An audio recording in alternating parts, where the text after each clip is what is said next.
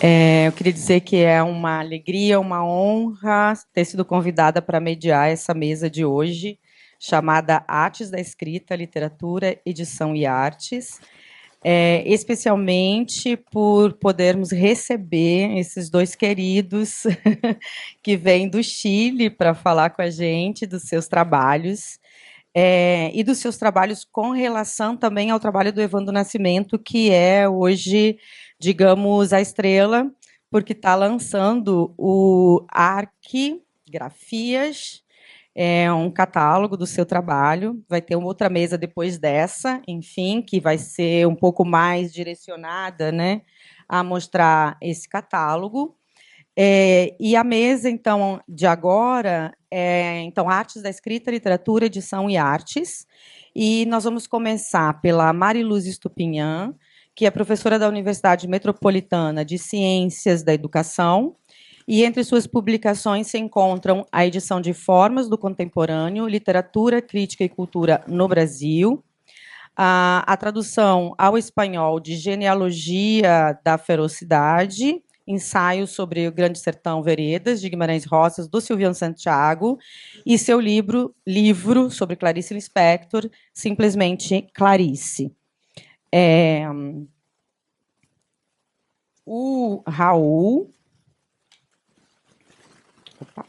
que também é um grande conhecido nosso, temos lido muito seus textos, seus livros, no meu grupo de pesquisa na UERJ.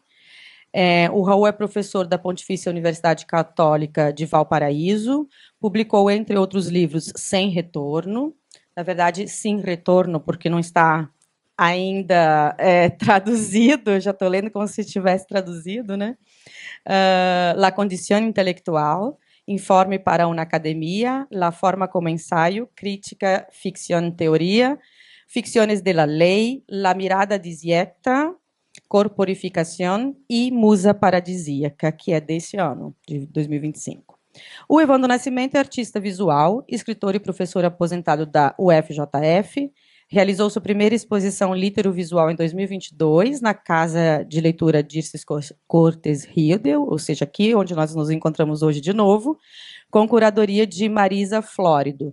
Lançou na ocasião Linha a Linha e publicou diversos outros livros no Brasil e no exterior. Foi um dos curadores da Flip de 2021. Então, a gente vai começar com a fala, ou com uma leitura, né, do texto que a Mariluz preparou para hoje, e depois a gente passa para o Raul, e, por fim, para o Evandro, e a gente abre para uma conversa com vocês. Muito obrigado pela instância. Eu vou falar em espanhol, peço desculpas. Y bueno, contando un poco el contexto del texto que voy a leer, es una plaquette sobre la Virginia Woolf editora, ¿no? Es una zona que tiene algunos trabajos, efectivamente. En el último tiempo se ha venido como poniendo el acento sobre esa zona de Virginia Woolf. Y a mí me interesa no solo, ¿no?, qué implicó la edición, sino cómo eso incidió en su proyecto literario estético. Es decir, cómo impactó el hecho de ser editora, ¿no?, tener muy presente la dimensión material, ¿no?, de la escritura, la libertad que eso daba también, el hecho de ser autopublicado, ¿no?, tener una editorial independiente. La autopublicación tiene sus detractores, pero para el caso de Virginia Woolf y Leonard Woolf es una potencia, ¿no? Es la escena de mayor libertad posible, ¿no? Porque, bueno, hace que no tengan que depender de editores ni de ese tipo de condicionamientos que el mercado editorial, ¿no?, presenta, ¿no? Entonces, hay aquí una zona de mucha experimentación. La dimensión estética aparece desde el primer momento, desde que ellos deciden comprar, ¿no?, todos los instrumentos, ¿no?, para instalarse en casa. La primera prensa manual que se consigue es en el año 1917. Es una decisión que se toma en el cumpleaños número 33 de Virginia Woolf, 1915. Pero bueno, la coyuntura de la guerra hace que esa imprenta llegue a casa 2 años después. Y lo que se empieza a percibir es que el trabajo con la caja tipográfica, el trabajo manual que Virginia empieza a hacer con los tipos, empieza a aparecer también en sus reflexiones, ¿no? Y después, por supuesto, entonces también va a impactar su escritura, pero me va a interesar entonces rescatar esa zona.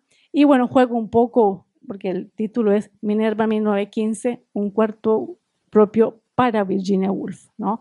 Sabemos bastante bien que ella escribió ese famoso libro, ¿no?, ensayo, Un cuarto propio de Virginia Woolf, ¿no? Así lo presentamos, pero a mí me interesa donarle un cuarto propio a Virginia Woolf, y ese para mí es la Minerva 1915, es decir, su trabajo editorial. Entonces voy a leer un par de páginas y bueno, para rescatar algunas cosas que me interesan. Los textos menores que voy a mencionar en esta presentación fueron escritos, fue más bien crítica de arte, crítica de cine, ¿no? Una zona más de arte plástica y visual, por eso la visualidad va a empezar a aparecer, pero mi lectura es que efectivamente su trabajo como editora, ¿no?, donde la materialidad y los tipos, la página, ¿no?, los instrumentos empiezan a aparecer en una dimensión estética también. Entonces, voy a leer entonces. La llegada de la imprenta empieza con la llegada de la imprenta, que como decía llega en 1917, empiezan a ser constantes en la escritura de Virginia Woolf las alusiones a la página, a la tipografía, a la tinta. Por ejemplo, en imágenes, y por eso decía que son textos menores que voy a mencionar, porque también esta primera versión apareció en Colombia acompañando una edición en la Universidad de EAFIT de alguna retraducción de textos de crítica de Virginia Woolf dedicada específicamente a crítica de arte, de cine y bueno, crítica visual, ¿no?, de artes plásticas.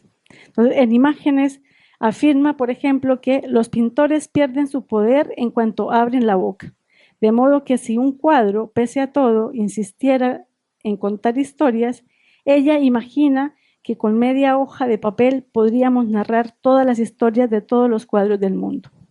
Y si de palabras se tratase, después de contemplar el cuadro en silencio un buen rato, la propia pintura comienza a destilar palabras, perezosas palabras que gotean lentamente y que mancharían, si pudieran, la página de color, no de palabras de escritor. Para Woolf, no se trata de que el pintor use las palabras, como lo haría un escritor, pero tampoco que el escritor apele a los ojos. Se trata más bien de que use los ojos. La primera operación duplica el registro pictórico, mientras que la segunda crea emociones que nada tienen que ver con los ojos, de modo que las palabras, el soporte, el color, las formas están en relación con la expresividad y no con la descripción. Así como el cine no sería una simple fotografía de la vida real, tampoco podría aspirar a ser literatura. Al cine le compete una emoción visual muy distinta a la del pintor y a la del poeta. La potencia del cine radicaría para Virginia en crear un código nuevo que consiga expresar el pensamiento. El modo de entender lo visual en lo que la literatura, el modo de entender lo visual en el que la literatura pueda aprender de la pintura, así como el cine de la literatura, se verá complejizado por su trabajo de editora. ¿En qué radicaría ese uso de los ojos en la edición? ¿Qué emoción visual provocaría o retendrá? En cómo debería leerse un libro, un ensayo publicado en 1932 en El Lector Común, leemos, tomo las palabras de Woolf, y el libro como un todo es diferente del libro recibido en frases separadas. Ahora los detalles encajan en su sitio. Y si bien esta cita surge en relación a ese segundo momento de la lectura en el que aconseja pasar de las impresiones con pleno entendimiento a la comparación y al juicio en el que el libro se torna otro, bien da cuenta de una visión de editora que ahora contempla el montaje completo. Aquí los tipos, las líneas, la página dejan de ser detalles para encajar en un todo, en el que el golpe de vista los integra, sin desconocer, sin embargo, las operaciones materiales que lo hacen aparecer bajo esa apariencia. Probablemente de su trabajo como reseñista de libros para la prensa, asumió la costumbre de contar palabras con las que se dimensiona un texto. Cuando se compone un libro, ese elemento deja de ser un dato y pasa a ser parte del diseño del texto, al igual que los espacios en blanco, las distancias y los márgenes. Todos los detalles importan en el trayecto hacia el libro. La misma Virginia se sorprende de la extensión de Orlando, 200.000 palabras. Lo único que me mantiene a flote es el trabajo, afirma en 1929, tras leer íntegramente el Lector Común, corregir minuciosamente un cuarto propio y empezar a idear las mariposas nocturnas que terminará titulando Alfaro. Tan pronto dejo de trabajar, siento que comienzo a hundirme y a hundirme, escribe en su diario de ese año. Aquí tenemos una escena tanto de la escritora como, tenemos en escena tanto a la editora como a la escritora, y es a esa combinación lo que Virginia llama trabajo de escritura. Su rol de cajista y de montajista no se limitó a armar un catálogo y menos a la autopublicación, sino que incidió en los modos de entender el espacio de la escritura y los recursos materiales que le hacían posible. Del libro como un todo a la composición de cada uno de sus detalles, empezando por los tipos, las palabras, las frases, las líneas, los espacios, las páginas. Pero este trabajo tiene un largo antecedente que no inicia con la llegada de la primera prensa. Las hermanas Stephen, Vanessa y Virginia aprendieron a encuadernar cuando aún eran niñas para producir periódicos domésticos, escribirá María Moreno, tal como se habituaba entre las familias de clase media profesional a la que pertenecían. A los 19 años, Virginia reconvertirá el hábito y desde entonces encuadernará sus propios escritos. Podríamos leer ahí, en esa formación doméstica, la confirmación de esa temprana decisión que conocemos por Quentin Bell. Virginia había decidido ser escritora, como su hermana Vanessa había decidido ser pintora en la guardería. Pero no me interesa reforzar la idea de un genio de la edición que está más allá del bien y del mal. Ahí está A Boy at the Hogarth Press de Richard Kennedy para contrarrestar cualquier romantización. Me interesa más bien, Richard Kennedy fue uno de los aprendices que tuvieron en el año 29, tenía 16 años y 40 años después escribe un libro con sus recuerdos de rememoranzas de la Hogarth Press, nada felices, ¿no? Entonces, por eso muestra, una Virginia un poco, ¿no? Compleja, a un Leonard también obsesionado por las cuentas y otro tipo de miserias humanas como a cualquiera, ¿no? Me interesa más bien señalar que este trabajo manual fue crucial para la concepción visual de la escritura, que tiene que ver con el diseño y la composición, como ella misma escribiera en 1926. La analogía entre la página textual y un lienzo visual ya ha sido indicada por la crítica Jessa Benson en relación precisamente a Hogarth Press. Virginia misma la usará como metáfora. El lienzo ha quedado pintado, escribió en 1928 en relación a su primera versión de Orlando. Y continúa, tendré que trabajar atentamente en este libro con carácter imperativo 3 meses más más antes de que pueda mandarlo a imprenta. He pintado apresuradamente y se ve el lienzo sin pintar en 1000 lugares distintos. Los Woolf, sin embargo, afirmaban no interesarse por la edición artística. En la entrada del Diario de Virginia del 10 de diciembre de 1918 hay una anécdota elocuente. Registra, no sin ironía, que en una visita dominical que le hace a su amiga Catherine Mansfield, se sumó Murray, su esposo, a quien pronto le publicarían en la colección de poesía. A sabiendas de que la publicación de Preludio había ocasionado fricciones, Preludio fue el tercer texto artesanal que publicaron en la Hogarth Press y en realidad el primero profesional, si se quiere. Y bueno, había generado muchas tensiones entre Virginia y Mansfield, ¿no? Entonces, a sabiendas que la publicación de Preludio había ocasionado fricciones, Murray, para amenizar la conversación, le confesó que le había comprado a su hermano una prensa manual en la que le iban a imprimir unos poemas cortos suyos, una impresión hermosa como los libros de Kells Scott. Arthur está estudiando en una politécnica y quiere dedicarse a la impresión artística, pero tengo mis sospechas sobre las ideas que Arthur tiene del arte. Como esta confesión la leemos en el Diario de Virginia, lo que sigue podemos leerlo como un pequeño desquite. De todas formas, nosotros podemos hacer lo que queramos con el poema largo de Murray. Pero no hay solo pasión triste en esta línea, hay también un desacuerdo con las nociones de edición que se trasuntan en la confesión. La Kelmscott Press había sido fundada por William Morris en 1890 en el distrito de Hammersmith. A los Woolf no les interesaba la edición de arte en la Hogarth Press, como se precisa en el diario de editor de Anne Bell, en una nota al pie.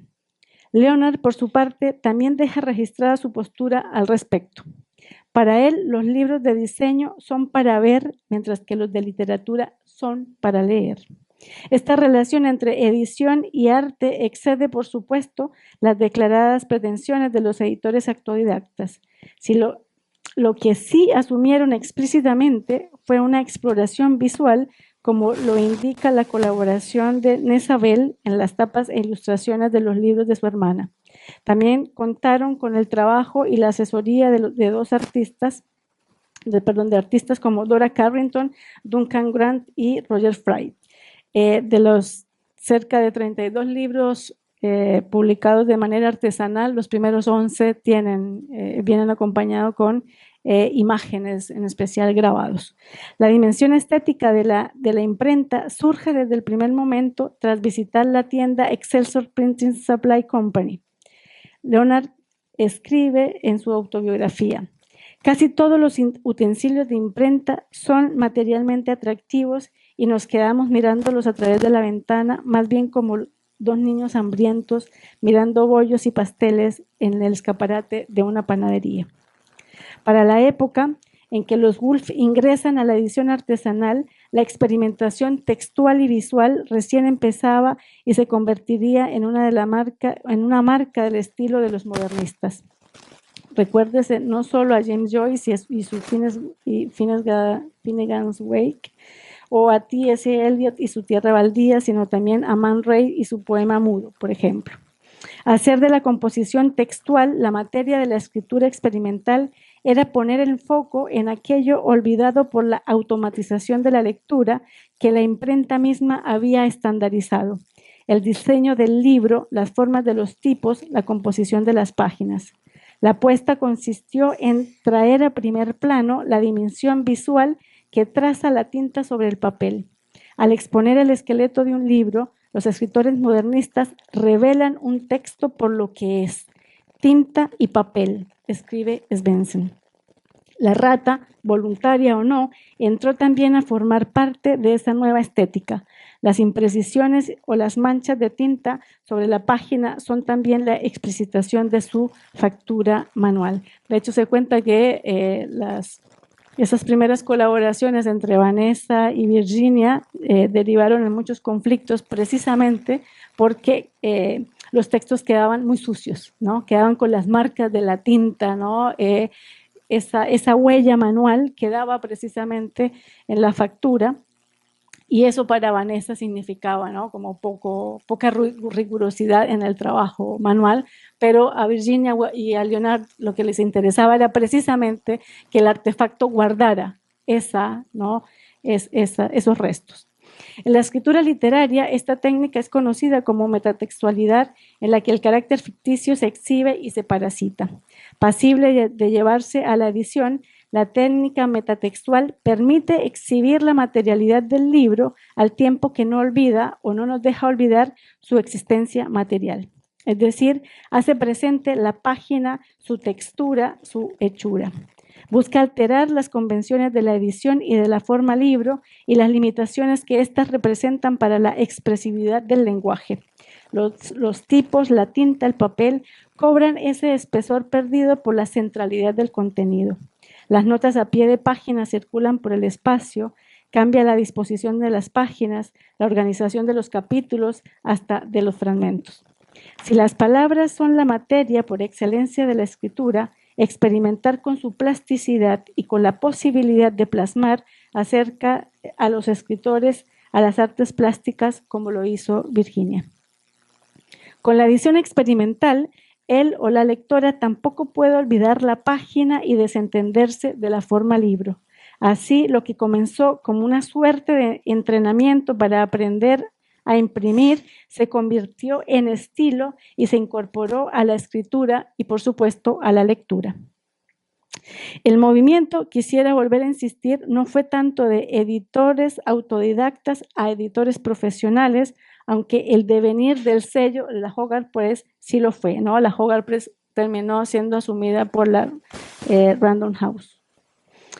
La edición fue asumida por los Woolf como un oficio y como tal fue una tarea paciente, constante en un inicio y muy repetitiva.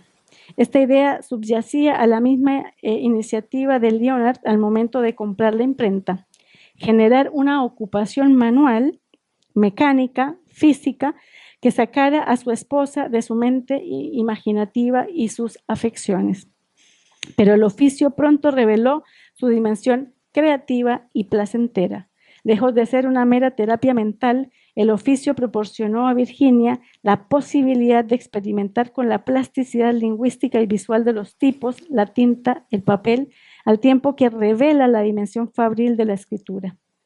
Mujer laboriosa, hábil editora, obrera aplicada, patrona severa y hasta astuta contable. Así la perfila María Moreno en su más reciente ensayo titulado Un final que comienza.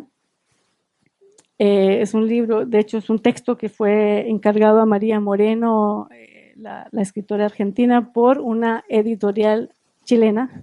Precisamente iba a acompañar uno de los libros de su catálogo, que son unos intercambios de cartas entre Virginia y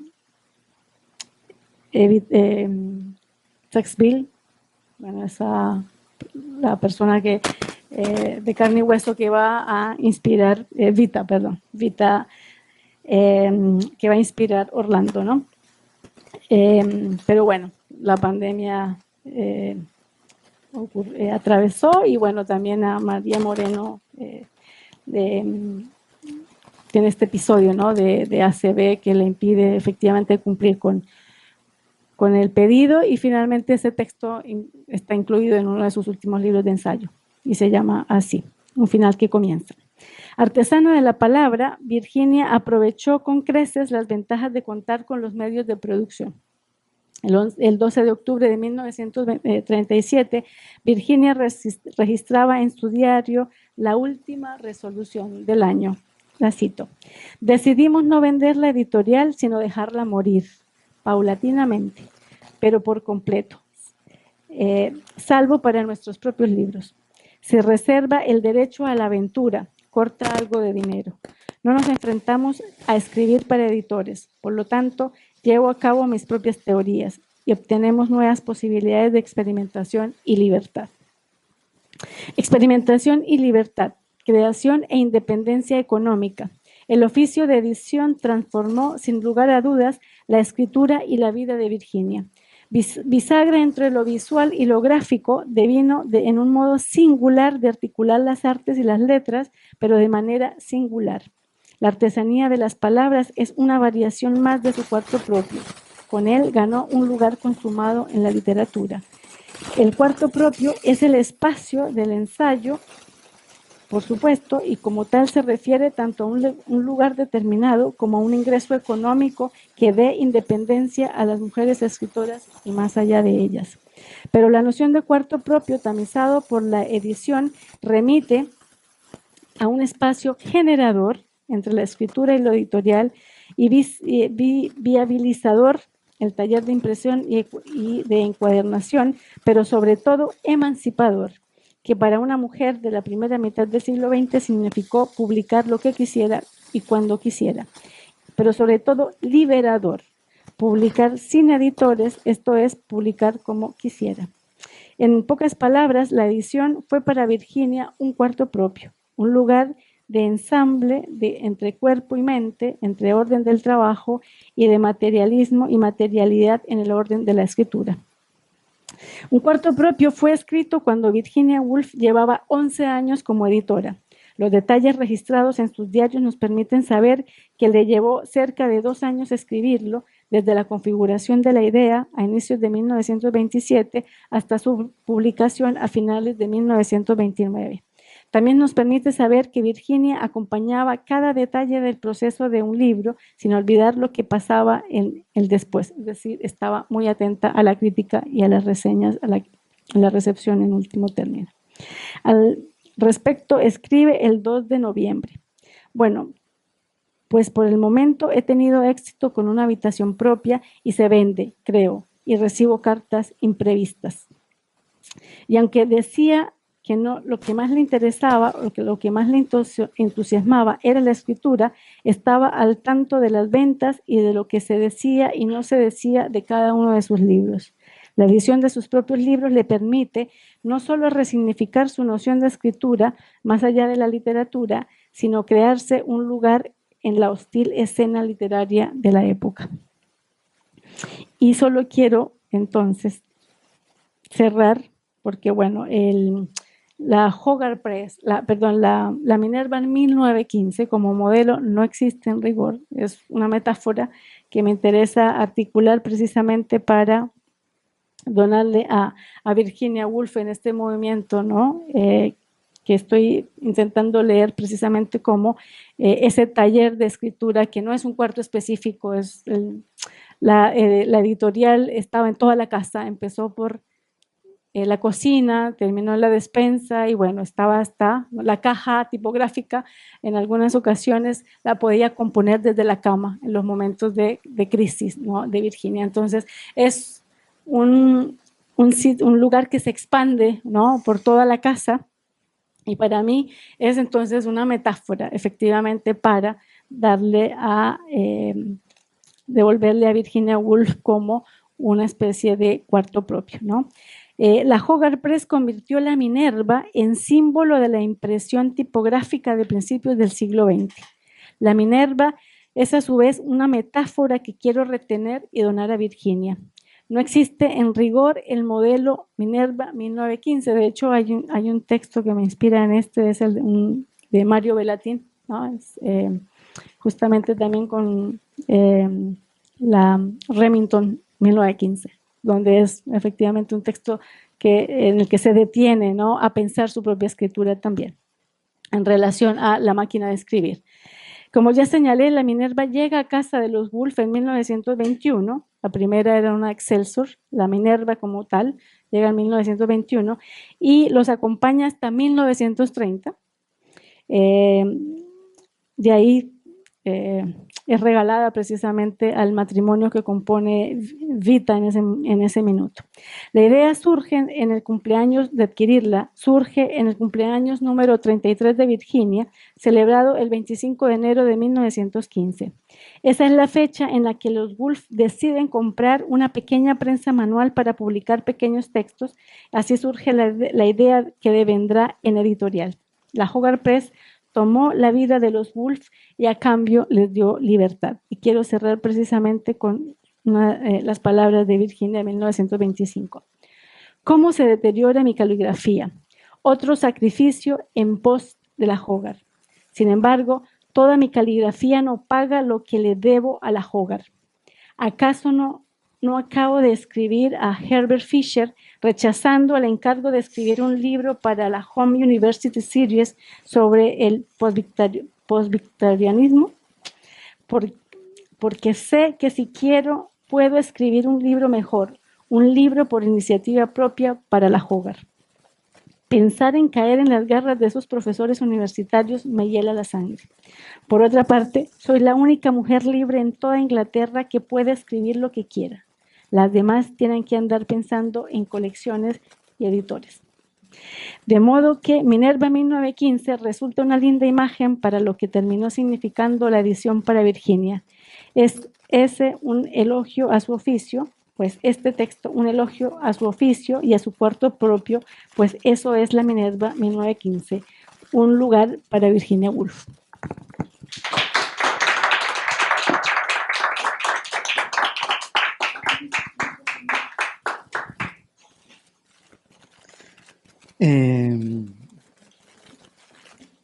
Obrigado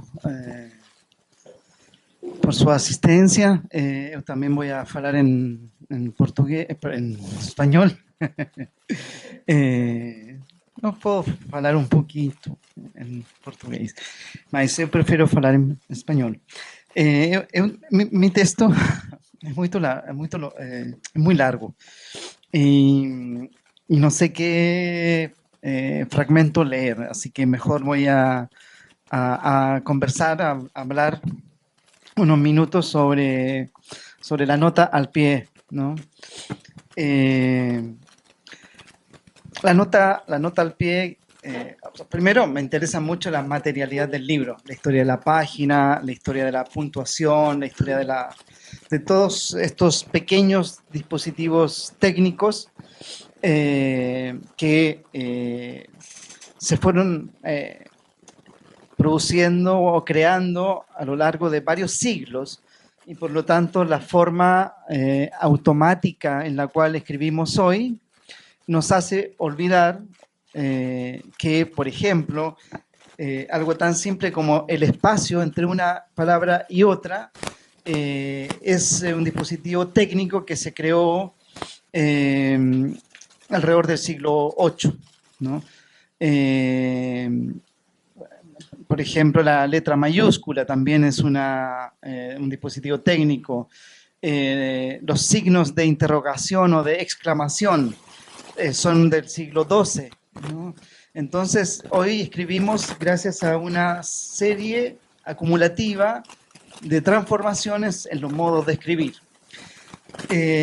Y dentro de esta serie de transformaciones o de invenciones para los modos de escribir, existe la nota al pie, que suele ser considerada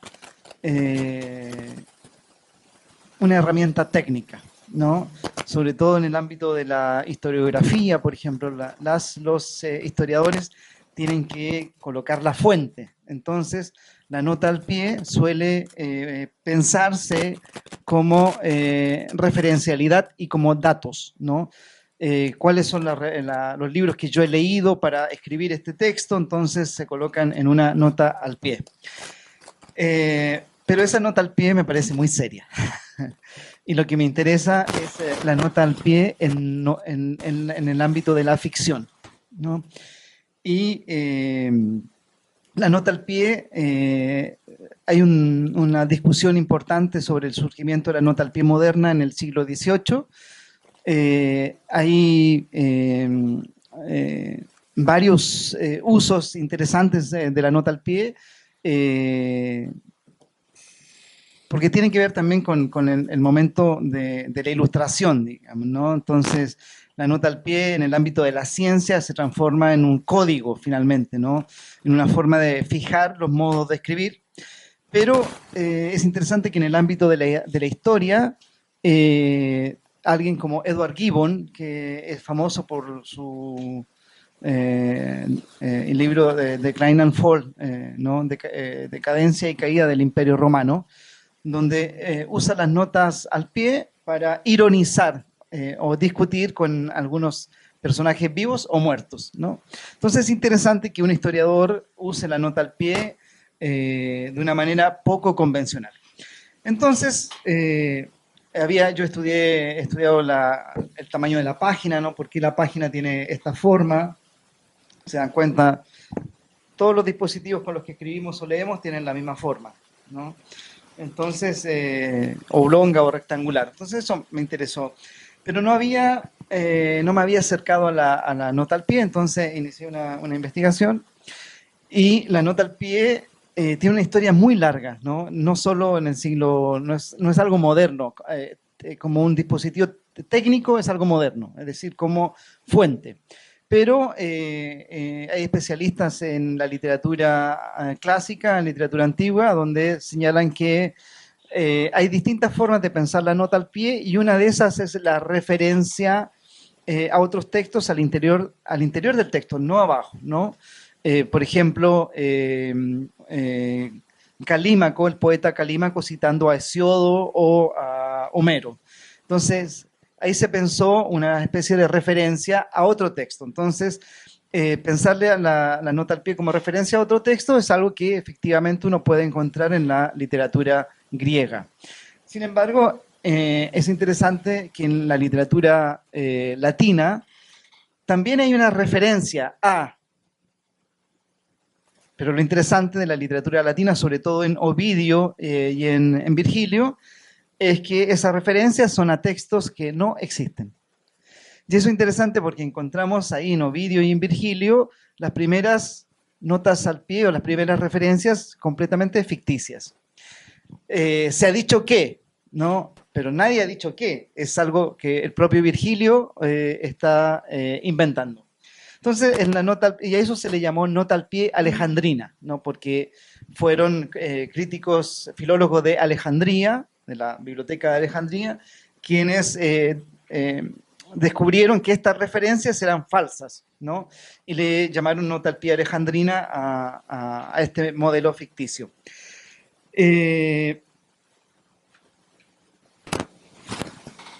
Pero, como les decía, me interesa la nota al pie en el ámbito de la ficción porque nuestro trabajo académico está demasiado codificado, ¿no? La forma en que tenemos que usar la bibliografía, en el ámbito de las revistas, la referencia, ¿no? O sea, los evaluadores o evaluadoras o evaluadores externos que revisan un trabajo de manera anónima, supuestamente son todos procedimientos serios de rigurosidad académica. Entonces, empecé a ver distintos tipos de nota al pie y una forma de la nota al pie interesante es la glosa medieval, ¿no? La glosa medieval porque, no sé si ubican los textos medievales donde hay un texto central, como en estas dos páginas, por ejemplo, y todo el borde son comentarios, ¿no? Son notas al texto central. Entonces lo que uno ve es que en la Edad Media la página era un espacio de discusión, ¿no? De intervención y por lo tanto hay más de una voz acá, ¿no? Está la voz de un autor que está siendo traducido y está la voz de comentaristas, ¿no? Y por eso es que se usa la palabra voz incluso, ¿no? Para hablar de la escritura y de la glosa medieval. Y es interesante porque la glosa medieval usa completamente la página. Es una forma de pensar la escritura en la página, porque no puedes comentar un texto sin tener en cuenta el tamaño de la página o el ancho de la página.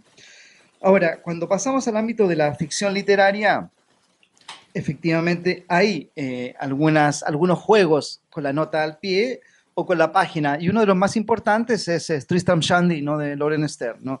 Con su famosa página en negro que da cuenta de una muerte, ¿no? Sería una especie de luto que se marca con la página, y es interesante porque es algo visual lo que está dando cuenta de un acontecimiento narrativo o intradiegético, ¿no? Al interior de la novela. Después, por supuesto, vamos a tener otras y otros escritores importantes de la nota al pie. Uno de ellos es Vladimir Nabokov, que es un Pálido Fuego, no sé si conocen la novela, que es un poema, la novela es un poema que alguien edita, un colega.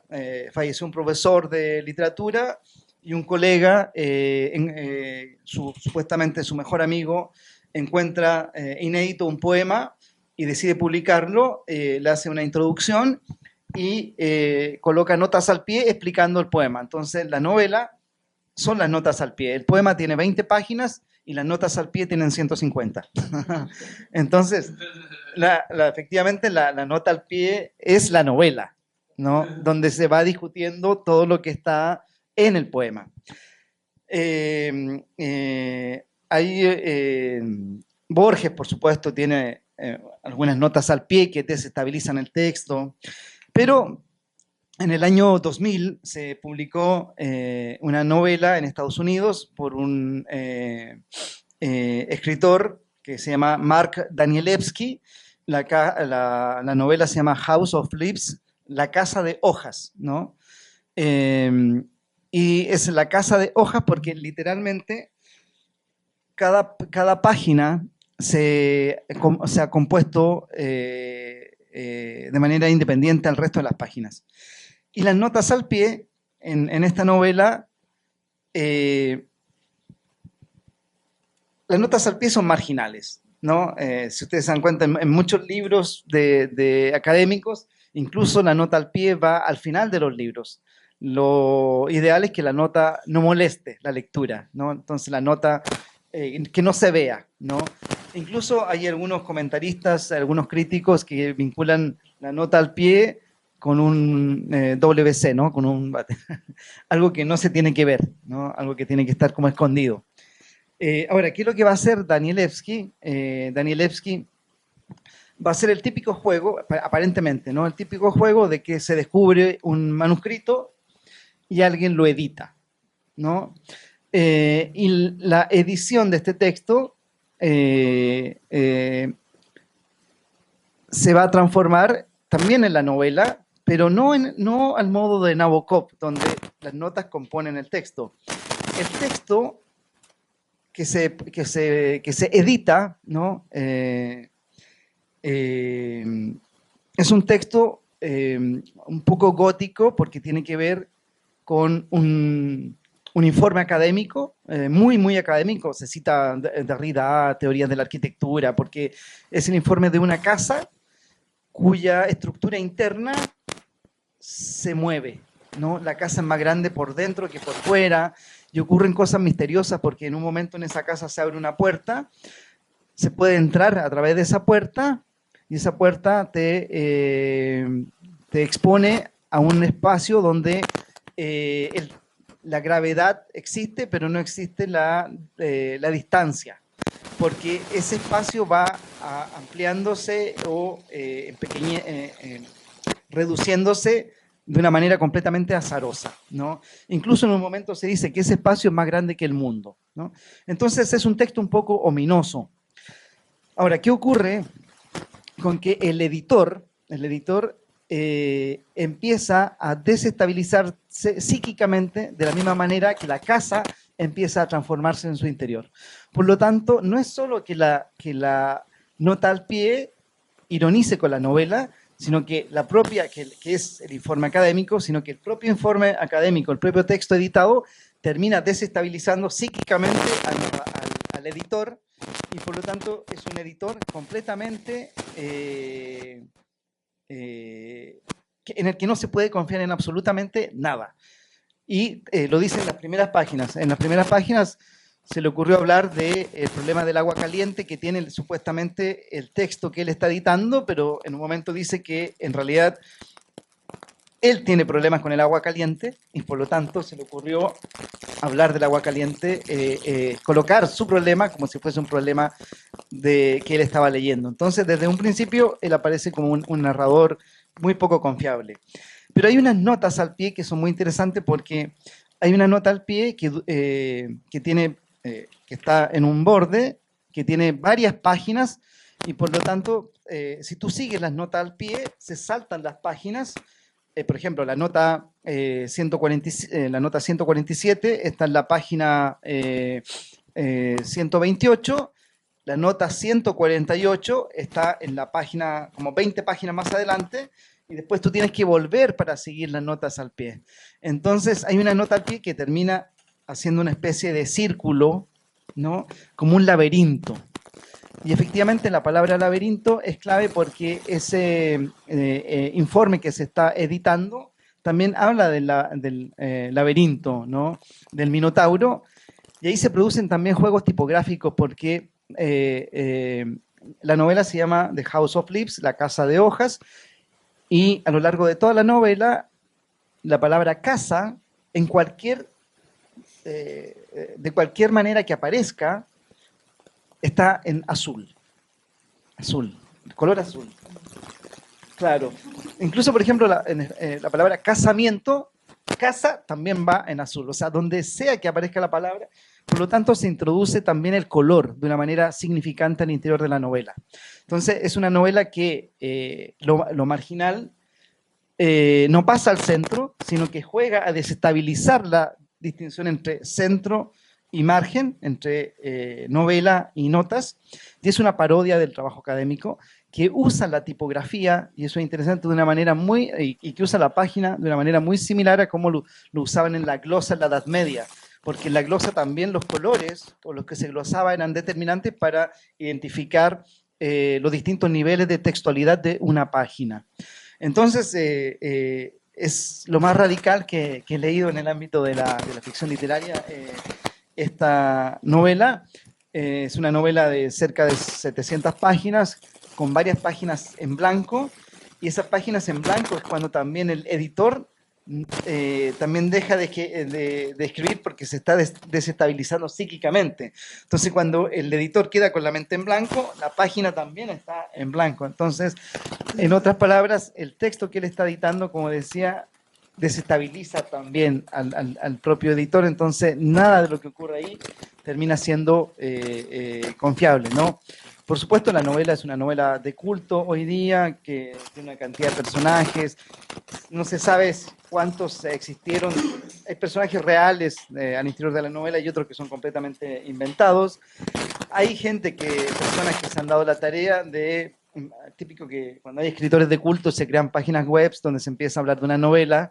Entonces hay personas que se han dado la tarea de identificar a cada personaje y ver si existió o no existió, si el libro que cita existió o no existió.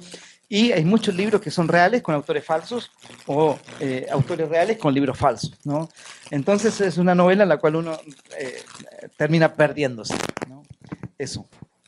Muchas gracias. Muito bom.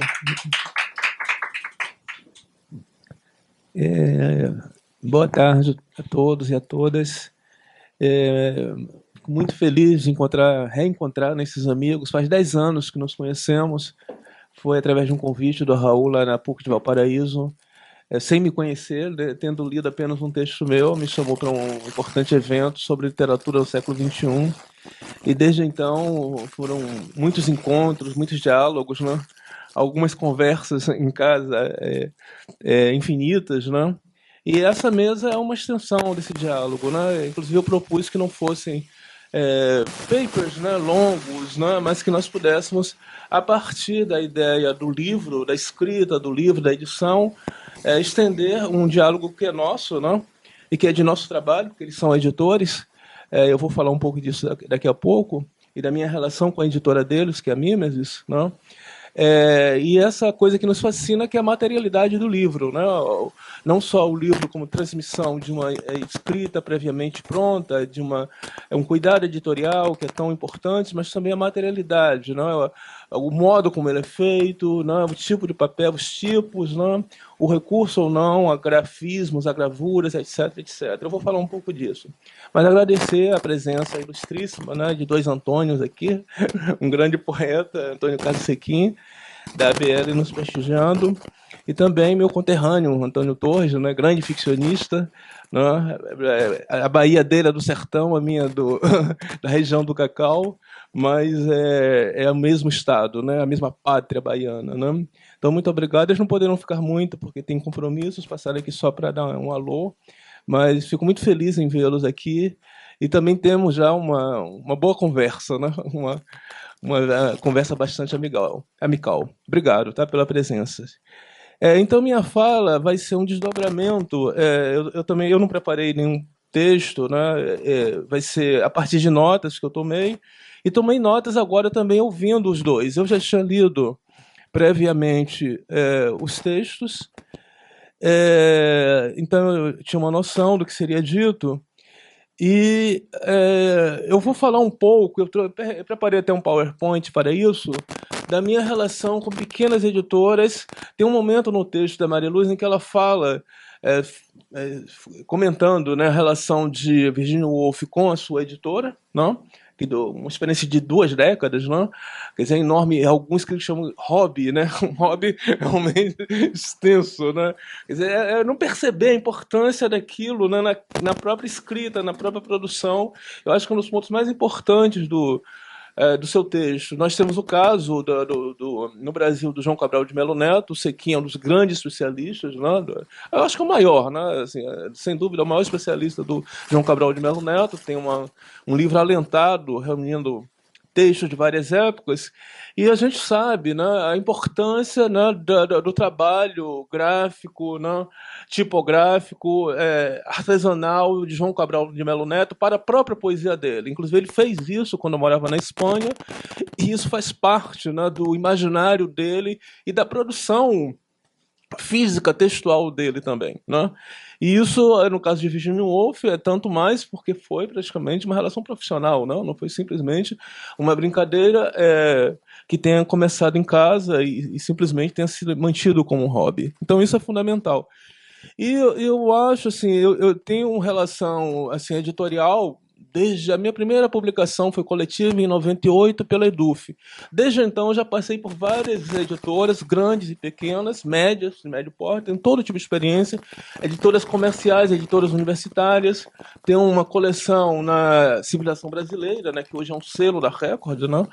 Já foi a Civilização, foi uma das maiores editoras do Brasil, e depois foi a falência, e a Record incorporou como um selo, né? Como outros selos que a Record tem hoje. A Paz de Terra, se eu não me engano, está na Record também, e outras editoras que já foram extremamente importantes no Brasil e que se tornaram um selo de uma grande editora, que é a Record hoje em dia. Né? Então, eu tenho essas experiências diversificadas, e um momento fundamental do texto da Maria Luz é quando ela fala que esses livros mais artesanais, eles são praticamente impossíveis de... As editoras não se interessam, as grandes editoras não se interessam. Quem faz isso são as pequenas e as médias editoras. E é exatamente essa minha experiência. Talvez com exceção do primeiro livro de ficção que eu publico, Retratos Natural, que é um livro experimental, mas a Record publicou, foi muito generosa, mas de uma maneira bem tradicional. Ela não usou como o Eduardo Coelho, que tinha, na época, ele dirigia uma editora que não durou muito, mas era muito boa, Língua Geral. Ele me disse, eu mandei para ele os originais e disse: olha, Wanda, eu adorei seu livro pede respiração. Né? E realmente, o livro pedia, né, você trabalhar mais graficamente, e eu mandei, do modo como eu mandei para a Record, que acabou aceitando. Ele disse que não podia publicar porque ele não tinha verba para isso, né? Um livro que demandaria uma verba maior para ele editá-lo. O livro saiu com 300 e poucas páginas, e a Record, que bancou o livro, né, fez de maneira tradicional, mas eu agradeço muito porque eu teria dificuldade de publicar esse livro realmente em outra editora, tá? Até porque até aquele momento era o meu primeiro livro literário. Até então eu era mais conhecido como leitor de Clarice, leitor de Derrida, na parte mais ensaística, né? Então, eu vou falar um pouco dessa relação, né? E eu trouxe até as imagens, né? Porque eu estou cada vez mais envolvido com a questão da imagem, da produção de imagem, né? Então, eu acho que assim, a minha fala tem a ver na medida em que eles, até como editores da Mimesis, né, que faz livros extremamente, não só bem cuidados, mas experimentais, né? Os livros são muito bem pensados em todos os sentidos, tipográfico das imagens. O Raul traduziu o pensamento vegetal e incluiu trabalhos meus no pensamento vegetal, coisa que a civilização brasileira que editou no Brasil só tem a foto da capa é minha e não tem mais nada visualmente meu, né? Dentro do livro, né? Mas mais uma vez eu agradeço, porque é um livro que eles atravessaram, assim, publicaram em um espaço de 2, 3 meses, porque queriam publicar aquele livro, e eu sou muito agradecido da Civilização, a Record, né, por ter publicado o Pensamento Vegetal a toque de caixa, porque tinha uma flip que ia se realizar em novembro, e eles queriam publicar num espaço muito curto de tempo esse livro, né? Então tem vantagem e desvantagem você trabalhar com uma editora de grande porte, né? Porque realmente do lado comercial eles funcionam muito bem, né? E não há o que se queixar. Se você quer uma coisa mais artesanal, realmente de um modo geral são as pequenas editoras que fazem, né? E é um trabalho belíssimo, e são inúmeras, né? No Brasil, em todo o mundo, né? Há sempre esses editores devotados, né? Alguns com dificuldades de sobrevivência, mas que vão levando esse legado. E eu vou mostrar, então, um pouco essa minha relação. São editoras que trabalharam visualmente, né? As arquigrafias, artes visuais, artes escritas. É curioso porque essa mesa eu tinha proposto ao Raul, que eu estava em diálogo com ele, inicialmente seria o título Da Escrita ao Livro e Vice-Versa, né? E depois eu esqueci esse título, e aí no último minuto saiu Artes da Escrita, Literatura, Edição e Artes. Não foi o título. Mas, de qualquer maneira, é o objeto, o livro que está em causa. Não? Ela falou da Virginia Woolf como editora, e ele falou das notas de pé de página como um recurso tipográfico, né? Gráfico e tipográfico. E aí eu vou mostrar como... Deixa eu ver aqui. Esses são meus primeiros desenhos escritos. Quando eu volto a desenhar em 2015, e eu faço esse tipo de desenho, que será publicado num livro, meu terceiro livro de contos, publicado pela Sete Letras, que é uma médio porte para pequena editora, mas que existe há mais de 20 anos, não? Quase 30 anos que a editora Sete Letras existe.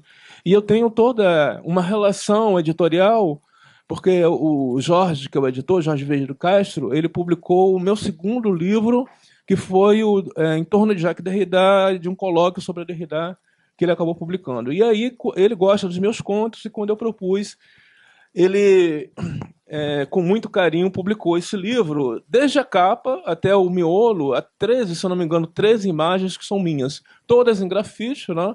E que ele reproduz dentro do livro. E eu já digo que são desenhos escritos porque não se trata de meras ilustrações, não? Mas se trata de o grafismo, que é, nesse caso, a minha letra cursiva quase legível, não? Ele faz parte, ele dialoga com a imagem, ele não está servindo a imagem, não tá, nem o contrário, a imagem não está ilustrando o grafismo, o texto, não? Nem o texto está sendo a legenda da imagem. Né? Às vezes é o texto que nasce antes, às vezes é a imagem, né? E no caso eles estão também dentro de um conto, dialogando com uma história de um conto, etc. Tá? Então esse livro foi dentro dessa proposta de utilizar imagens que dialogavam, mas não serviam simplesmente como ilustração. Né? Bom, aí saiu esse livro. Dentro, para mostrar dentro, né, um outro desenho lá dentro. Aí eu peguei imagens da pré-história e fiz reproduzir num grafismo. Tem até uma da Serra da Capivara aqui no Brasil. As outras são de Altamira, Lascaux e mais algum. Esse também é mais um desenho escrito, que também está no livro. E, curiosamente, a Mariluz editou esse livro, e aí ela conhecia meu trabalho, ela me pediu para reproduzir esse trabalho que estava no livro, né, no Brasil, e é um livro entre Cuba e Chile, não? E ela é colombiana, sobre cultura brasileira, né? Eu participo, inclusive, com texto dentro desse livro, e ela me pediu essa imagem, eu fiquei muito feliz, né? E ficou muito bem, digamos assim, né? É uma das primeiras imagens, eu acho, que surgem com a bandeira do Brasil em luto, porque, na verdade, o que seria? Né? Isso vai acontecer muito na época de Bolsonaro, né? Vai ter inúmeros artistas plásticos que vão fazer, ao seu modo, cada um pegar a bandeira do Brasil e colocar em luto. Né? E eu fiz isso, esse livro, ele saiu em 2019, a imagem deve ser de 2018, por aí. Tá? E é uma referência à Copa do Mundo no Brasil. Né? Eu narro, é uma crônica em que eu narro a minha relação com aquela Copa do Mundo, e a imagem que eu fiz foi essa, uma bola com um luto. Tá? Bom, aqui é meu primeiro livro de artista, que eu expus aqui na Casa Dirce, né? Já entra o livro de artista como um objeto, ele não é mais, ele pode se tornar impresso, né? Mas ele é um objeto que eu quis que fosse manipulável. Então, o que eu expus aqui era um facsímile, né? O original ficou guardado, e quem não conhecia o original não sabia que aquilo era uma reprodução. E mesmo lado a lado, a reprodução era muito perfeita, né? Eu fiz numa gráfica aqui a reprodução aqui de Botafogo. E os grafismos são esses. Eu não vou falar porque seria extenso explicar o que estão dizendo esses grafismos, mas tem a minha letra cursiva e ao lado alguns grafismos. Tá? E acabou em livro, né? Tudo existe para acabar em livro. O Mallarmé, a famosa frase do Mallarmé. E eu tenho essa relação, é engraçado, porque mesmo quando eu me tornei agora artista visual, o meu imaginário é que tudo meu acaba em livro, entende? E o Arquigrafias é isso. Eu levei para o livro imagens que estavam na parede, que estavam, né, autônomas, né, mas eu quis recolher, né, no infólio, no livro. Né? No caso, aí o pensamento vegetal, a edição brasileira, né? A foto da capa é uma estante minha. A ideia foi da editora, né? da subeditora, Lívia Viana. Ela me disse: Evandro, eu queria uma capa em que tivesse uma estante com plantas. E aí ela própria mandou uma coisa gráfica do computador que eu detestei, achei horrível. Aí disse: olha, eu vou fazer o seguinte, eu vou fotografar a minha própria estante com botar umas plantas na frente, né, para dar essa ideia que eu acho bonita que você está dando. Né? E aí fotografei. A primeira versão, os livros não tinham nada a ver com o assunto. Depois, não, você tem que colocar os livros que você pesquisou. Então, aí eu fiz uma segunda imagem em que os livros que estão dentro do livro, como matéria, né, estudadas, estão na capa do livro, são fotografadas. E as plantinhas aí, né, dialogando visualmente. A montagem foi minha, né, mas a ideia foi da editora. Bom, aí a editora, a edição, né, a tradução do Raul na Mimes Edições. A capa bastante austera, etc. Né, é um padrão editorial, mas dentro muda tudo. Dentro já tem meu trabalho, um desenho escrito, que é a folha em duplo sentido, a folha de papel e a folha, né? E o texto que está em torno da imagem da folha é esse. Vocês veem que tem uma aba aí, que também é um trabalho meu, a Floresta em Chamas, é uma pintura grande, né? Que eu fiz. Isto não é uma folha, e aí é uma provocação como a Grit, né? Eu pergunto se não é uma folha. Bom, aí a reprodução dentro do livro, tá? Na edição chilena. Esse é um desenho, é um grafismo meu, que está também reproduzido dentro. Né? E mesmo ficando em preto e branco, não tem importância, porque dialoga bem, né? Imagesticamente com o texto. Tá? Esse é um grafismo, aí já entro agora na temática das arquigrafias, que é a temática da mesa seguinte, né, do diálogo que vem para o lançamento. Esse foi um dos primeiros grafismos que eu fiz. Né?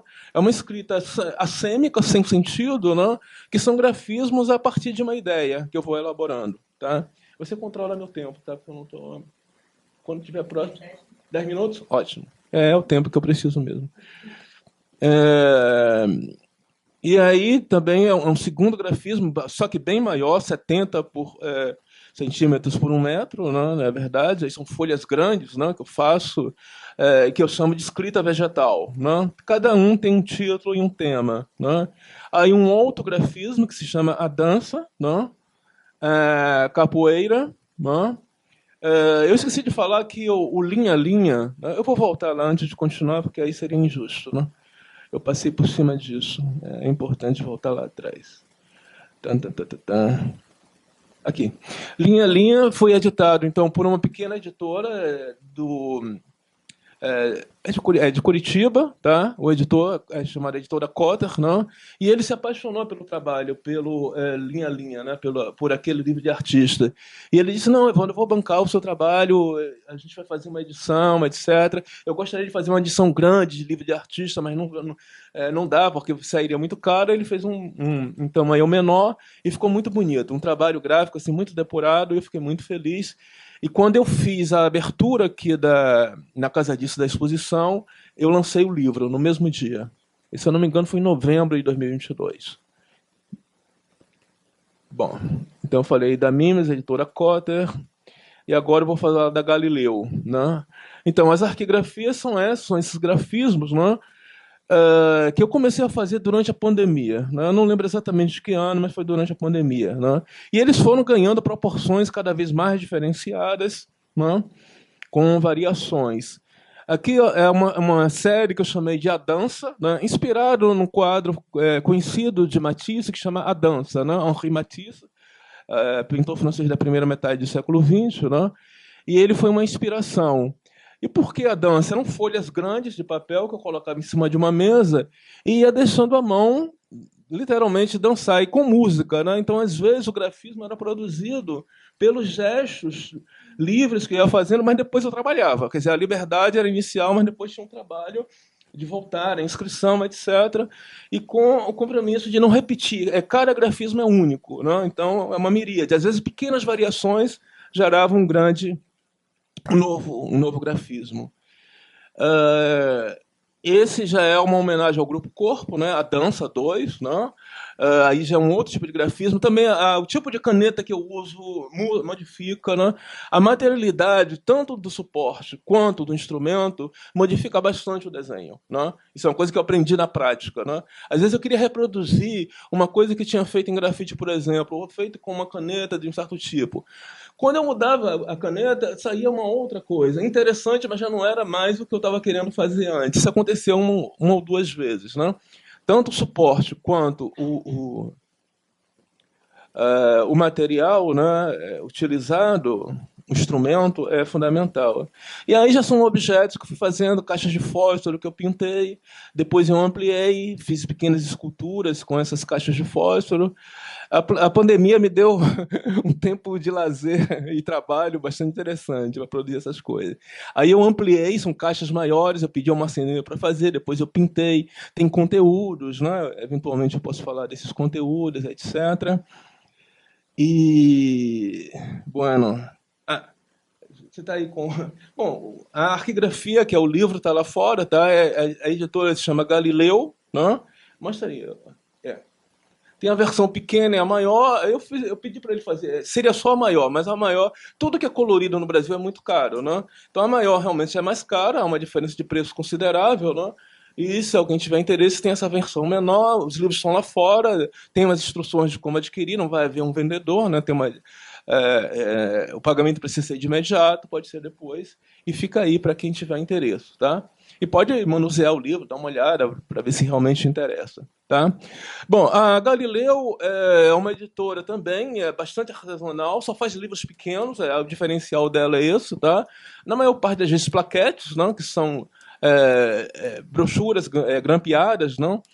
Ela já tinha feito outros catálogos. Não? Trabalha muito com Augusto de Campos, com as traduções de Augusto de Campos, não?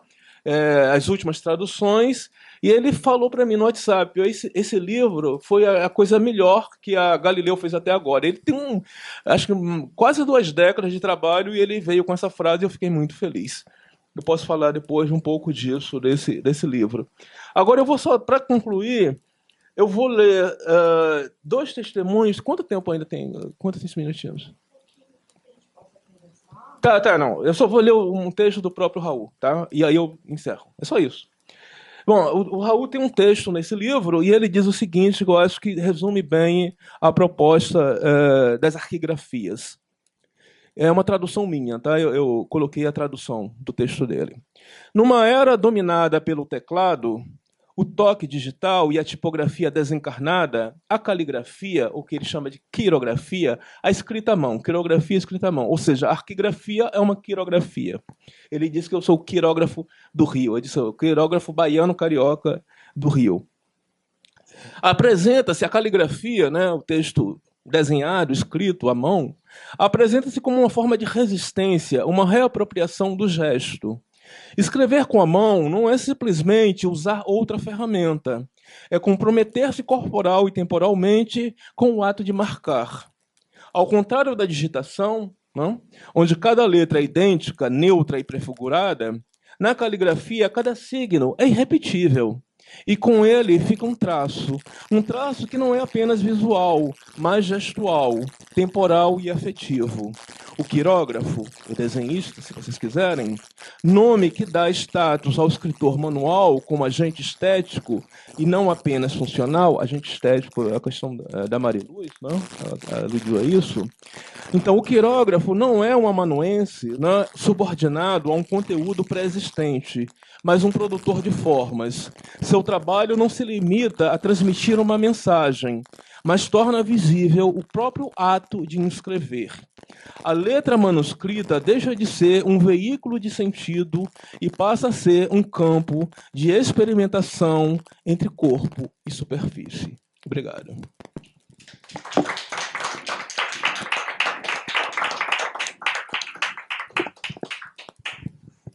Bom, como o Evandro vai também participar da próxima mesa, enfim, vai ter mais oportunidades para falar, eu gostaria de lançar uma questão para que Raul e Mariluz falassem um pouquinho mais, já que vocês não leram o texto. São textos lindos, muito eruditos e, enfim, acho que vale a pena a gente recuperar algumas coisas que estão ali que conversam, claro, com o trabalho do Evandro.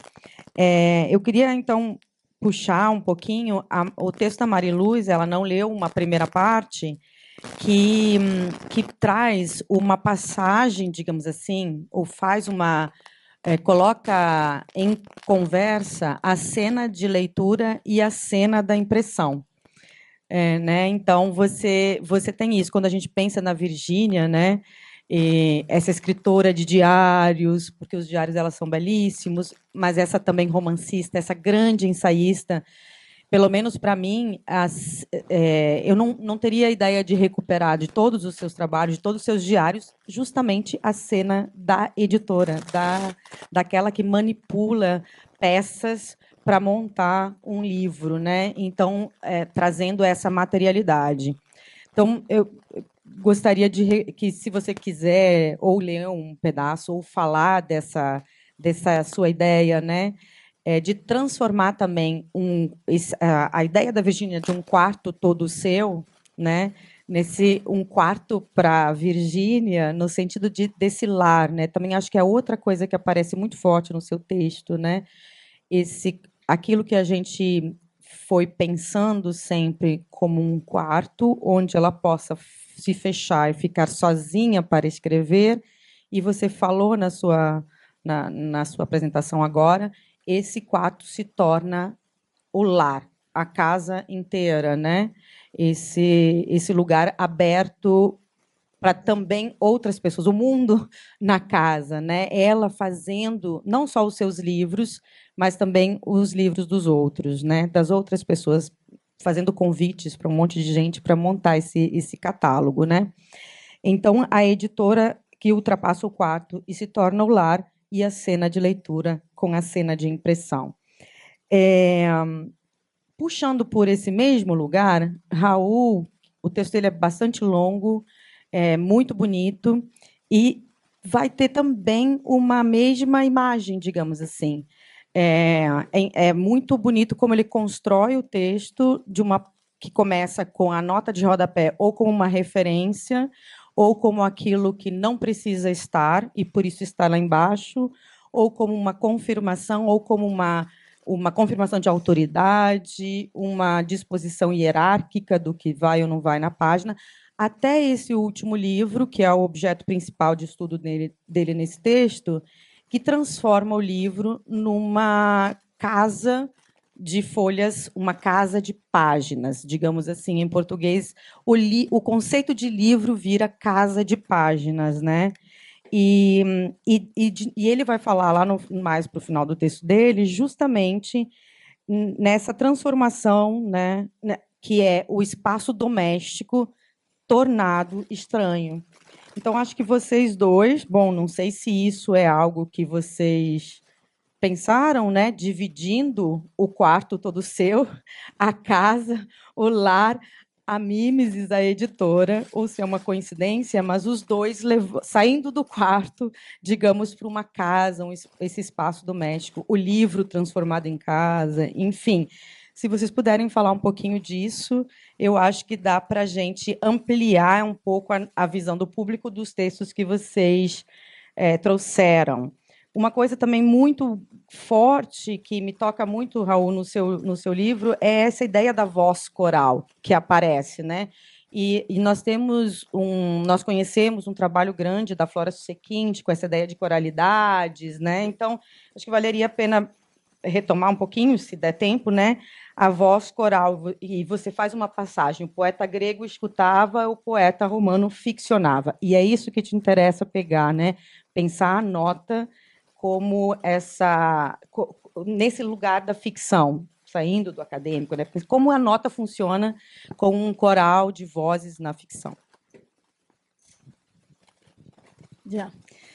Bueno, muchísimas gracias, Ieda, primero por leer el texto completo y por abrir este momento de conversación y diálogo que permite también como ampliar un poco algunas ideas. Y claro, el cuarto propio de Virginia Woolf es un ensayo que ha dado, bueno, para hablar muchísimo, ¿no? Es una metáfora que, de hecho, uno podría decir que ya se ha desprendido de la propia Virginia, ¿no? Ha viajado, se ha transformado, ¿no? De hecho, bueno, en Chile hay una editorial que se llama Cuarto Propio, ¿no? Entonces, eso da cuenta también de todas las reapropiaciones y todas las recreaciones a que ha dado lugar. Pero en cuanto a idea o a noción que está colocando ahí, ¿no? Tiene que ver con una noción materialista, por supuesto, del trabajo, ¿no? A las mujeres nos ha costado bastante llegar hasta aquí. Y bueno, ella colocaba efectivamente sobre la mesa esa idea de un cuarto propio, ¿no? Con cerradura, ¿no? Que permitiera el aislamiento, la concentración, el trabajo, ¿no? Intelectual como, bueno, el patrón masculino lo ha instalado, ¿no? ¿No? Entonces, tiene mucho que ver con efectivamente crear condiciones, ¿no? Materiales para el pensamiento, pero sin abandonar eso me interesaba pensar también esa dimensión material, ¿no? O sea, seguir manteniendo las condiciones materialistas del trabajo intelectual, que bueno, va a decir Ansaldúa, bueno, si no esperen a tener un cuarto propio, ¿no? Escriban donde sea, en la fila, en el baño, en la cocina, ¿no? Mientras hacen cosas, y de hecho la escritora peruana Gabriela Wiener hace un poco esa invitación también, hace más próxima a nuestra, ¿no? O sea, no esperen a tener esas condiciones materiales porque no las vamos a tener, ¿no? Nuestros países tienen cada vez más dificultad para generar condiciones. No renuncien a la escritura, ¿no? No esperen efectivamente a llegar a esa tierra prometida, ¿no? En esas condiciones para escribir, háganlo en el lugar que puedan y en el tiempo que puedan, ¿no? Pero entonces, además de eso, ¿no? O sea, que el cuarto propio no puede ser tampoco una camisa de fuerza, no puede convertirse en eso. Si no hay estas condiciones, entonces pareciera que no vamos a poder hacerlo. Es también entonces pensar esta dimensión material, ¿no? De lo que implica también pensar la escritura atravesada por el cuerpo, ¿no? Porque pensar la escritura desde la edición, desde el trabajo editorial, desde el oficio, implica eso, ¿no? Implica el cuerpo, implica que el cuerpo quede ahí, con sus restos, efectivamente, ¿no? Hablando de lo que implica esa escritura, ¿no? El dejar, ¿no? La huella de tinta, de transpiración en la página, ¿no? Se deja leer también ese cuerpo que está ahí también precisamente en movimiento. Y eso tiene implicancias entonces también para la lectura. Entonces ya ese cuarto no va a ser que necesite, por supuesto, una llave y una cerradura, condiciones de concentración, de aislamiento, ya no. El cuarto se puede trasladar metafóricamente a cualquier espacio, pero implica también entonces pensar precisamente también el soporte y los instrumentos. De hecho, Roland Barthes tiene un texto también, ¿no? De los 70, cuando está pensando la máquina de escribir, ¿no? Y se pregunta, bueno, ¿cómo nuestros instrumentos cambian nuestras formas de escribir? Es seguir pensando y extremando precisamente esa idea, ¿no? Cómo las materias también, la materialidad también me permite pensar de ciertas maneras también, ¿no? Como decía Raúl, la página tiene una forma específica, ¿no? Que la olvidamos, ¿no? Pero eso tiene implicancias para el pensamiento, ¿no? Eso que te digan, puedes escribir 2.500 palabras, tiene implicancias también para el pensamiento, ¿no? O bueno, ¿qué tipografía? ¿Cómo desautomatizar precisamente, ¿no? La forma libro, cómo hacer que la visualidad de la escritura emerja, no necesariamente porque haya una imagen, ¿no? Explícita, sino que la escritura misma se explicita en su propia dimensión, ¿no? Visual, estética, ¿no? Los tipos son muy visuales, ¿no? De hecho, se puede, o sea, cuando uno incluso escribe ya en el computador y por defecto asume, ¿no? La tipografía que está ahí, ¿no? Por decisiones, ¿no? Comerciales y mercantiles específicas, está ahí por defecto, ¿no? Tiene una implicancia, ¿no? ¿Qué hacemos, no? O ¿qué se juega en pensar cómo poner visualmente esa escritura, ¿no? ¿Cuál es la relación entre esa apariencia y la forma de pensamiento, ¿no? Y eso que implica también para la lectura, ¿no? Nuestros libros, de hecho, no tenemos efectivamente en Mimes, es una apuesta por desautomatizar el libro. Y a veces tenemos complicaciones porque nuestros libros no tienen contratapa. Entonces, la automatización es querer saber de qué va. Entonces, alguien, pero no me dice de qué va, entonces no necesariamente lo toman. Hay otros que no tienen índice. No todo el mundo se toma ese tiempo, ¿no? Hoy en día, cuando estamos también con la lectura o asumiendo también una noción de consumo al interior también de nuestro propio quehacer, ¿no? Hasta la escritura y la lectura también es posible traducirla en el código, ¿no? Neoliberal, ¿no? de consumo. No hay tiempo para detenerse, ¿no? Que yo quiero que el índice esté o aquí, pero que me diga rápidamente, ¿no? ¿Con qué me voy a encontrar? Entonces, no necesariamente hay una disposición para eso, ¿no? Jugamos mucho, como decía Evando, ¿no? Con la composición de la página, con la elección de las tipografías. El primer libro que publicamos en Mimesis tenía 12 tipografías. 12. A lo sumo, una editorial grande te permite 3, si acaso. Esos son los tipos de libertades que no pasa por hacer lo que se quiere en términos de voluntarismo. Tiene que ver en hacer lo que se quiera por la experimentación en términos, ¿no? Estéticos, pero también en términos de pensamiento. Es poner a prueba, es extremar, ¿no? También, y bueno, exhibir también esas limitaciones, ¿no?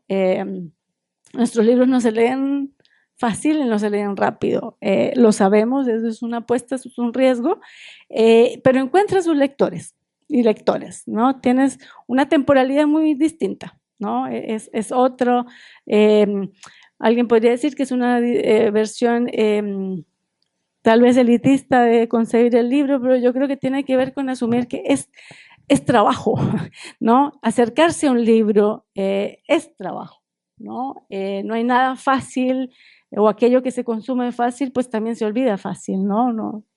No te atraviesa necesariamente, ¿no? Y esa es una apuesta que está también ahí en la propia... en el propio proyecto editorial, pero que tiene que ver también con afectar la lectura, ¿no? Entonces, sí hay una idea también desde la propia producción que no implica, ¿no?, una noción convencional de cuarto propio. La lectura también implicaría entonces, ¿no?, dejarse también afectar por una noción de escritura distinta. Y ahí hay una noción, es un colega también con el cual dialogamos con estos temas que se llama Eric Sherlock, que es un editor artesanal argentino a quien le publicamos también un libro que se llama Escritura Aumentada y que tiene mucho que ver con cómo cambia la noción de escritura cuando eres editor.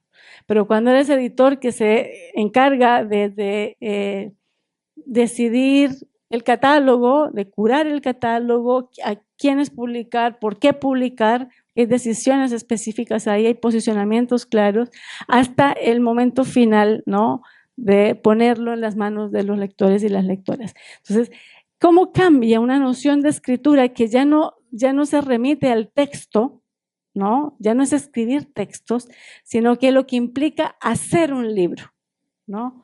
Y bueno, si entonces te haces cargo de la traducción, de la edición, ¿no?, de todo ese tipo, vuelves a reunir, ¿no?, en un dispositivo, ¿no?, todos esos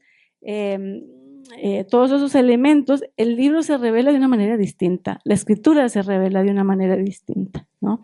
Entonces, por ahí va un poco tal vez esa relación entre la lectura y la edición, la escritura y la edición, que tiene mucho que ver también con modificar la noción de cuarto propio y entonces integrar una dimensión materialista con la materialidad misma. Y bueno, entonces, efectivamente, cómo se transforma la propia idea del libro y bueno, la idea de la relación entre casa y libro se la voy a dejar aquí a Raúl. Muchas gracias, Ieda. No es primera vez que con Mariluz llevamos la edición en Mimesis y no es primera vez que estamos en una mesa donde los textos resuenan, ¿no? Porque estamos interesados de manera distinta, pero también cercana en problemas similares, ¿no? Entonces no habíamos visto la conexión de las casas, que la casa de páginas y la casa como el espacio de trabajo de Virginia Woolf.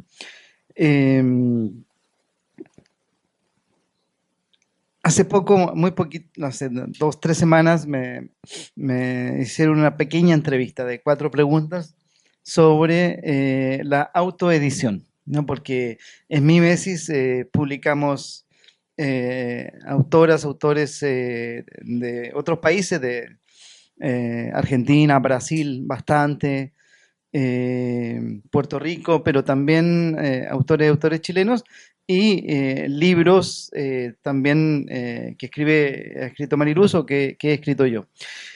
Y claro, Mariluz nombró una frase de Virginia Woolf que resuena mucho o que me atraviesa completamente, que es la libertad que da una editorial. Porque yo puedo elegir la tipografía, puedo elegir cómo van a ir las citas, cómo van a ir la página. En muchos de nuestros libros las notas al pie no están al pie, sino que están circulando o flotando por la página. Entonces no existe esa jerarquía, ¿no? Hay muchos textos que tienen fragmentos que dialogan a propósito de la coralidad, fragmentos de otros libros que están dialogando con lo que yo estoy pensando, pero no es una nota al pie, simplemente es un fragmento que entra dentro de una constelación. Y esa idea de la página como constelación es algo que uno ve bastante en los libros medievales, ¿no? Donde hay distintos diálogos, digamos, en la página. Y es interesante porque hay un libro de un, digamos, un tipo bastante erudito, Iván Illich, que vivió un tiempo en México, que en español tiene un texto que se llama En el viñedo del texto, que es como en la vid del texto, ¿no? Y él ahí señala que en los monasterios a los copistas se les llamaba bisbiciantes, que tiene que ver con que eran personas que cuando escribían movían los labios también, y por lo tanto escribían con el cuerpo y con la boca. Entonces, bisbiciantes, ¿no? Que son personas que están rumiando. Nietzsche dice también, ¿no? Que esa famosa frase que un filósofo tiene que pensar como una vaca come, ¿no? Y masticar muchísimo para poder pensar. Acá está esa idea de que cuando se escribe también se está moviendo los labios y por lo tanto esa coralidad, esa voz está presente en la escritura. La hipótesis de Iván Illich es que la imprenta va a comenzar a silenciar la voz, ¿no? Porque la imprenta va a estandarizar, ¿no? Las escrituras, las formas de uso de la página.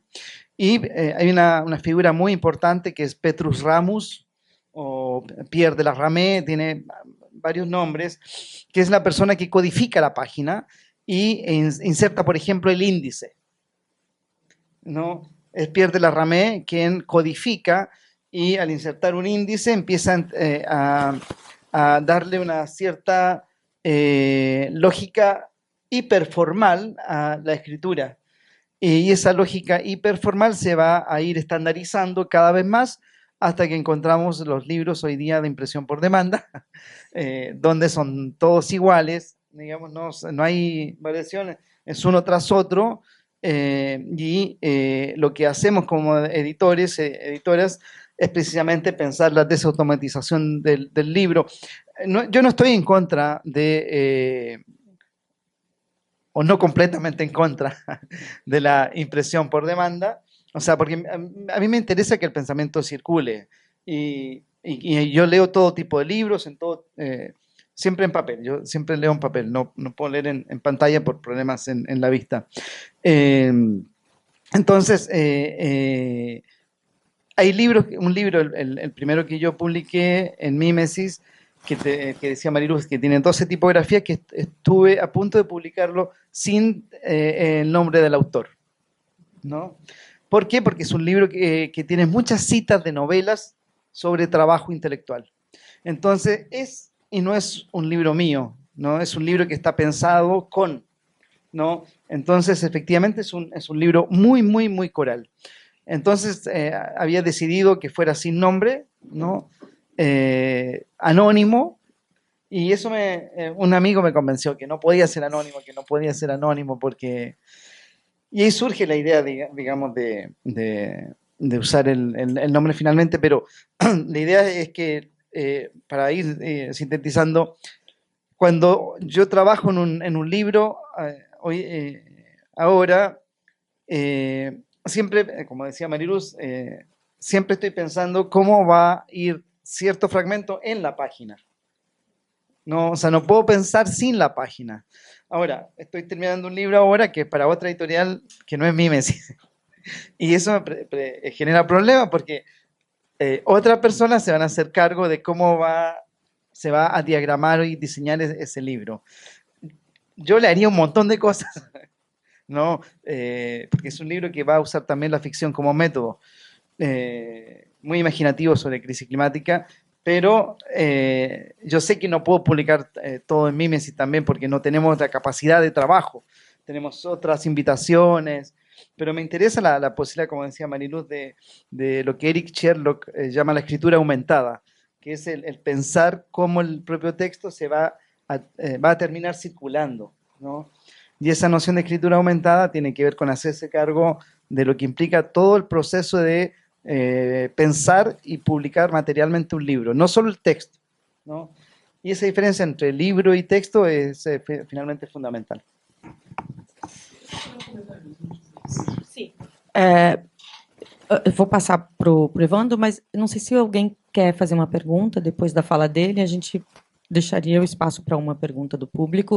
Eu estou dizendo isso também porque meus orientandos e colaboradores leram os textos de vocês e talvez tenham preparado alguma coisa, não gostaria de frustrá-los.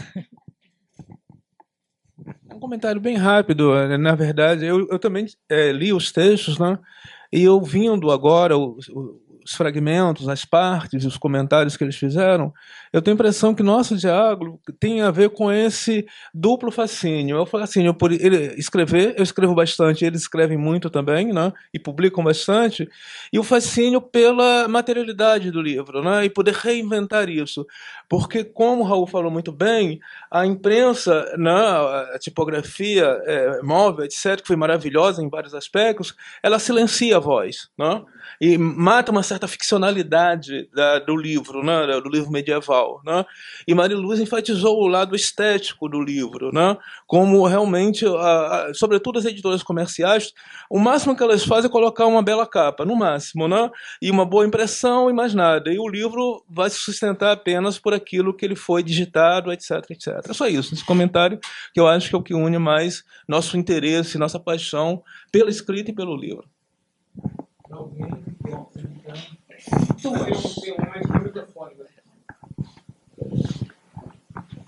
meu na verdade, é só um comentário que eu fiquei pensando o tempo todo, foi falado da ideia de casa, né?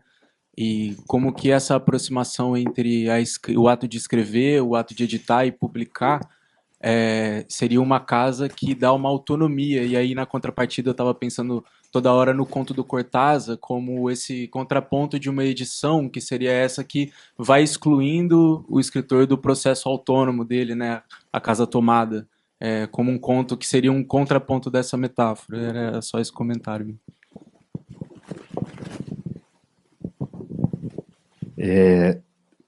Talvez uma coisa mais específica para Marilu, mas também geral, se daria para ver se cambiou ou não a escrita da Virginia Woolf com editor e sem editor, ou seja, se ela tem esse registro especificamente, mas em geral fiquei pensando, às vezes a gente esquece do editor ou das editoras como vão acabar marcando uma certa literatura, não? Ou seja, o boom, por exemplo, seria possível hoje com as editoras comerciais que temos? Em que medida essas mudanças acabam determinando o cânone, enfim. E bom, de Raul pensei vários livros assim com que estão das notas, El beso de la mujer araña, ¿sí? Ou pensar a própria Rayuela, bom, um monte. Bartleby e companhia, que ele diz que é um livro de notas a pé de página de uma pesquisa que ele faz.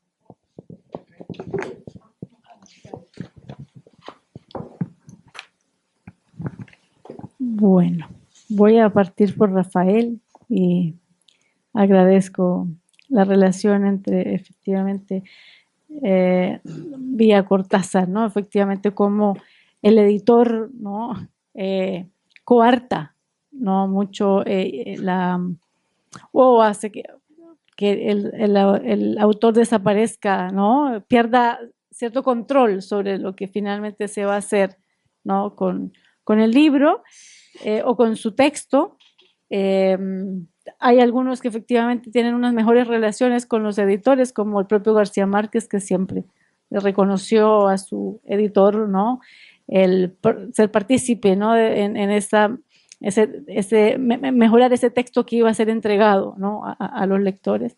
Pero claro, aquí tiene mucho que ver con las posibilidades que se abren para el texto mismo y para el pensamiento cuando te puedes hacer cargo de ese, porque cuando estás pensando en la página, ¿no? Lo que decía Raúl, cuando estoy escribiendo, pero inmediatamente puedo estar imaginando cómo eso va a quedar en la página, cambia completamente, ¿no? Porque en general cuando uno escribe textos está preocupado en que lo que quiere decir se exprese, ¿no? Se pueda decir, ¿no? Tal cual uno desea decirlo. Pero cuando estás pensando, ¿no? Como, bueno, ¿qué forma va a tomar? ¿Cómo lo voy a finalmente a entregar, ¿no? A las manos de los lectores y lectoras? Igual ahí ya hay una intervención mayor y de otro orden, ¿no? Y si Virginia Woolf... muy difícil saberlo porque solo las dos primeras novelas de Virginia Woolf se hicieron con editor y es su medio hermano. La editora con la cual publicó Virginia Woolf, Fin de viaje, y su otra novela del 17, fueron iniciales. Entonces, muy difícil. Y bueno, ella misma va a dar cuenta, ¿no? De cómo el diseño y la composición de sus propios libros incide en la forma que le va a dar, ¿no? Entonces, ese antes igual es, o esa diferencia, marcar esa diferencia es muy difícil precisamente porque ellos se hicieron cargo finalmente de todas las publicaciones, excepto de sus dos primeras novelas, ¿no? Pero cuando uno se interna en sus diarios, que era lo que decía Ieda, ¿no? O sea, volver a esos diarios buscando el rastro de esa editora es muy apasionante, porque efectivamente ella deja muchas pistas desde cómo se vincula con los autores, las autoras. Va a decir al principio, bueno, esta editorial surge para publicar a los vecinos, a la vecindad, ¿no? Que no tiene lugar en las grandes editoriales, ¿no? O sea, son textos que no tendrían salida de otra manera, ¿no? No les interesa. Y bueno, pensar, bueno, cómo la edición incide también en cierto tipo de escritura vía el boom. Yo creo que efectivamente eso es lo que se pone sobre la mesa, ¿no? Una cosa entonces es tener cierto control sobre eso, ¿no? Poder posicionarse frente a ciertos criterios de mercado, frente a lo que están haciendo los grandes conglomerados, que para las pequeñas editoriales ha sido nefasto, porque son ellos los que ponen las condiciones de la relación con los autores, de la relación de toda la cadena, finalmente, ¿no? Hasta los términos nos ponen, ¿no? Entonces, ¿qué margen tenemos ahí para producir otro tipo de dinámica, otro tipo de relación? Y solamente quería, como algo que mencionaba Raúl, como apuntalar algo. Nosotros estamos pensando publicar ya nuestras primeras reflexiones en términos a la edición, pensando principalmente en la materialidad, pero también la materialidad del libro, pero también como posibilidad de crítica. Y el libro tiene ese título, efectivamente, ¿no? La edición como modo de la crítica, y ahí igual nos hacemos eco un poco también de cómo se ha pensado la edición. Roberto Calazo la llamaba, por ejemplo, un género, la edición como un género, ¿no? El propio Eric Sherlock le llama escritura aumentada, ¿no? Hay una editorial bien interesante en Ecuador, entre Ecuador y Chile, que le llama la edición como metodología, ¿no? Entonces ahí como entramos efectivamente a pensar la edición de otra manera, ¿no? Es sacarlo efectivamente como de un ejercicio más instrumental o más mecánico, si se quiere, ¿no? Un poco prestigiado, y ponerle ahí también la dimensión de pensamiento que implica, ¿no? Participar precisamente en la producción de un libro, en la creación, en todo el sentido, ¿no? Tanto de idea como de materia. Es que eso. Una cosita pequeña nada más para agregar. A propósito de la casa, creo que en portugués también se habla de la casa editora, ¿no? Casa editora. Entonces la palabra casa, es interesante pesquisar en qué momento se comienza a hablar de casa editora, porque ahora es un término como en desuso. No se habla tanto de casa editora, pero uno ve libros antiguos y dice casa editora, sobre todo en el colofón. Sí. Y mi impresión es que, claro, por un lado están las editoriales, a propósito de la pregunta, el comentario de Rafael, de las grandes editoriales, pero son las editoriales pequeñas y las medianas las que se arriesgan a hacer libros poco convencionales.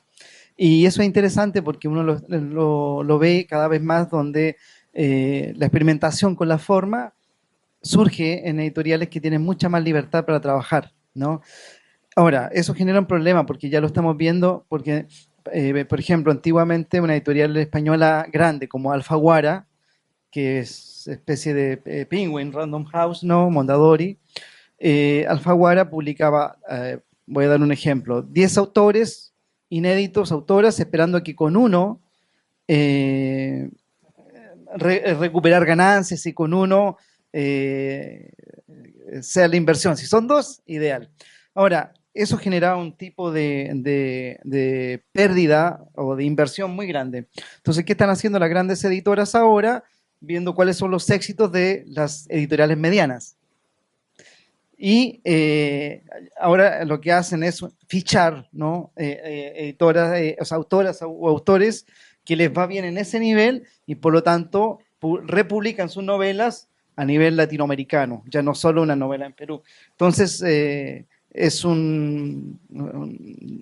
digamos, una estrategia que ayuda a las medianas editoras, pero también las perjudica porque es una especie de fagocita. Las grandes editoriales están fagocitando de las pequeñas y las medianas, ¿no?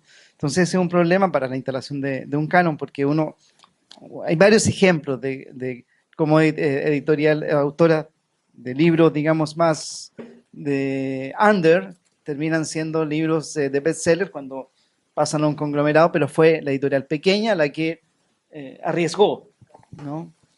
Eso. Muchas gracias nuevamente a todas y todos.